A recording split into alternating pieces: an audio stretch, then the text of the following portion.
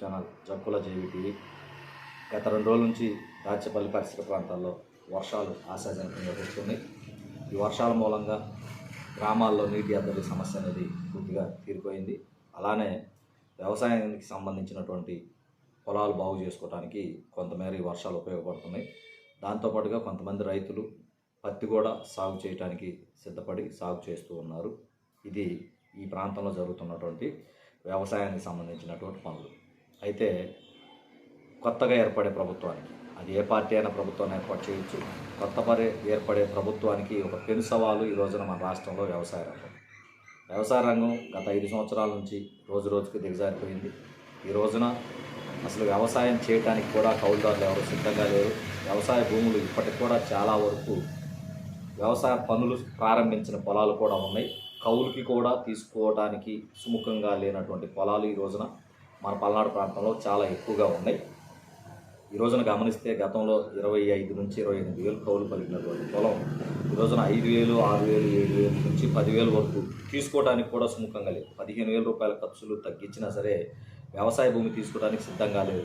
ఎందుకంటే పెరిగినటువంటి కూలీల ఖర్చులు, పెరిగినటువంటి పెట్టుబడులు, పెరుగుతున్నటువంటి రవాణా ఛార్జీలు, ట్రాక్టర్ వ్యవసాయానికి సంబంధించినవి, తర్వాత తెగుళ్ళు, రకరకాల ఖర్చులు, అన్ని రకాల ఖర్చులు పెరిగినాయి. దాంతోపాటుగా దిగుబడులు తగ్గినాయి, రేట్లు తగ్గిపోయినాయి. కేవలం ఒక కౌలు మాత్రమే 10,000 తగ్గింది కదా అని చెప్పేసి ఆశపడి కనుక పొలం వేస్తే లక్షల్లో నష్టపోవాల్సిన పరిస్థితి వస్తుంది. కాబట్టి ఈ రోజున వ్యవసాయానికి ఎవడు కూడా సుముఖంగా లేరు.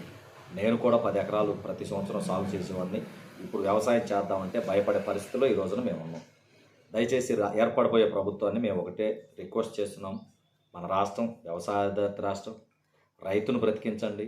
రైతుతో పాటు 100 కుటుంబాలను తను బ్రతికిస్తాడు.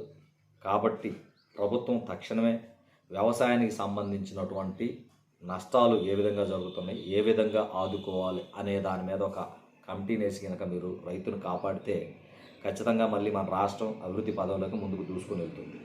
లేదు అని చెప్పేసి వ్యవసాయ రంగాన్ని మీరు చిన్న చూపు చూస్తే మన రాష్ట్రం ఖచ్చితంగా ఇప్పటికే దిగజారిపోయింది, ఇంకా అధోగతి పాలయ్యే ప్రమాదంలోకి వెళ్ళిపోతుంది. కాబట్టి కొత్తగా ఏర్పడేటటువంటి ప్రభుత్వాన్ని నేను ఖచ్చితంగా రిక్వెస్ట్ చేస్తున్నాను. ఒక రైతుగా మమ్మల్ని బ్రతికించండి, రాష్ట్రాన్ని మేము బ్రతికిస్తాం, రాష్ట్రంలో ఉన్నటువంటి ఆర్థిక వ్యవస్థని మేము కాపాడాం, మాతో పాటు 100 మందిని బ్రతికిస్తాం.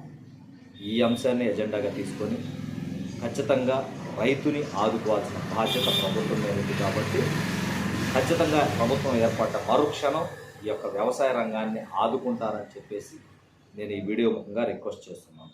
అలానే రైతులు కూడా ఒకటే వేడుకుంటున్నాను, దయచేసి ఆచితూచి వ్యవసాయ రంగంలో అడుగేయండి. గత 5 సంవత్సరాలు బట్టి ఏర్పడినటువంటి నష్టాలు అందరం ఫేస్ చేశాం. కానీ మరలా ఏదో రేటు పెరుగుతుందన్న ఉద్దేశం, లేకపోతే మిర్చికి దిగుబడి వస్తున్న ఉద్దేశం, లేకపోతే ఈ యొక్క ప్రకటనలు చూసి మీరు ఎక్కువ దిగుబడులు వస్తాయనే ఉద్దేశంతో విత్తనాలు కానీ ఎంపిక ఇవన్నీ ఆచితూచి అడుగు ముందుకేసినట్లయితే తప్పితే మనం ముక్కుసూటిగా గతంలో లాగా వ్యవసాయాన్ని కింద చేస్తే ఈ రోజున మనం పూర్తిగా భూమి మీద లేకుండా పోయే ప్రమాదం ఉంది. కాబట్టి రైతులు కూడా వ్యవసాయం 2 సంవత్సరాలు మానుకున్నా పర్లేదు, కానీ రైతు అనేవాడు బ్రతికుండాలి. రైతే అప్పుల పాలై ఆత్మహత్య చేసుకుంటే రాబోయే రోజుల్లో వ్యవసాయం చేసేవాడు ఎవడు ఉండడు. ఈ విషయాన్ని గుర్తుంచుకొని ప్రభుత్వం, రాబోయే రోజులు ఏర్పడే ప్రభుత్వం ముందు మొట్టమొదటిగా రైతుని, వ్యవసాయ రంగాన్ని కాపాడే దిశగా అడుగులు వేస్తుందని చెప్పేసి భావిస్తూ జై జవాన్, జై కిసాన్, జై హింద్.